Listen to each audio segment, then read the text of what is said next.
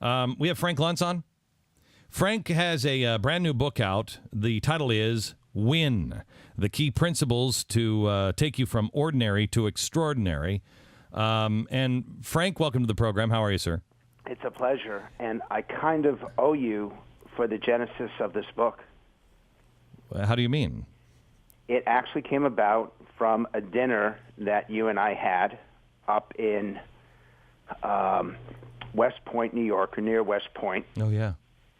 And you and I had a conversation as we were walking out from that dinner, and we were talking about the language and why people so often get it wrong. And I decided I wanted to write a book to help people get it right. So, having no idea that we would become, that everything would become so explosive and so emotional and people would become so passionate from that point to today. So what did you find, Frank? Well, there are 11 words, and I urge people to get a pen and paper because if you actually want to win the debate as you're arguing your principles, and you want to be successful in convincing people rather than just spouting off, there are 11 words and phrases that really work. What are they? Number one is imagine. When you ask people to imagine America at its greatest, at perfection, you allow them to define for themselves what the American dream means, because we all have a different definition of it. Right. Is that, I mean, I hate to get into tricks because that's exactly what, like, change was. Hope and change. Everybody wanted change, but not everybody agreed on what the change would be. And it worked, but it was kind of a trick. It was a trick, and the key behind each of these phrases in WIN is that it needs to be followed by the principles and by the facts. And in fact, over this whole budget, one of the things that I've learned is that the public doesn't necessarily want an adult conversation. What they want is a fact-based conversation. What are the facts behind the numbers? Why are there so many accounting tricks and budget gimmicks and, worst of all, empty promises out of Washington? So the more that you focus on and you state it as a fact. So is that one of the words? It's an additional word. I just threw that in as a bonus. See? Already. Now how much would you pay? All right, so what's the word number two? Number two is no excuses, and that applies to the business community as well as politicians. They're tired of hearing people justify why they got it wrong. Did you find in your research that goes to parents and individuals as well, that they're tired of, look, it's your child stinks, or you're bad as a parent because you're not doing X, Y, and Z, and there's no excuses. It's your responsibility. And it goes particularly to the workplace, to employers and employees on both sides. That are always justifying why things weren't done on time or why they weren't done correctly, that we now live in an environment where there's a lot of anxiety and a lot of pressure. No excuses means you're willing to take accountability and responsibility for your actions. Number three. I get it. It's so simple. It's so short. I get it. It means you're listening, you're hearing them, and you're going to do something about it. Once you say, I get it, you've then communicated that something's going to happen, and you can stop arguing about what went wrong and start focusing on the solution. Number four. If you remember only one thing. We have so many, I say this to you particularly, as someone who does this every single day. You put out so many messages, so much communication, and you want people to pay attention. But in the end, they can only remember one or two things. When you tell them, if you remember only one thing from this show, Glenn, I promise you that is the thing that they will take with them for weeks, for months, forever. I like that. It helps you clarify. Number five. Uncompromising integrity. Because we are just so tired of people telling us lies. Now, is this isn't a phrase, or this is really a value point, isn't it? Value point, but it also is a commitment. Integrity is even more powerful than honesty because it's not just what you say, it's how you behave. And uncompromising means that you don't bend just because it'd be easier to do it. When you commit to uncompromising integrity, you set a very high bar, but you set exactly the bar that the American people want you to set. What's number six? The simple truth.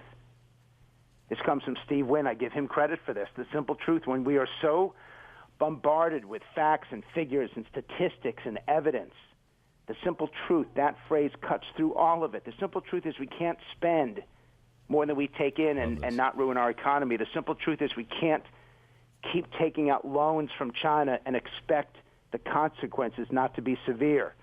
The simple truth is you can't leave your kids to raise themselves and expect them to do it properly and morally and effectively. The simple truth clarifies everything. Frank, because I'm running out of time and I'm not going to be able to go through the rest of them here, but I want to ask you this.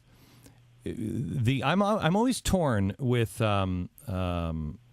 people who do your job, and there's nobody that does your job better than you.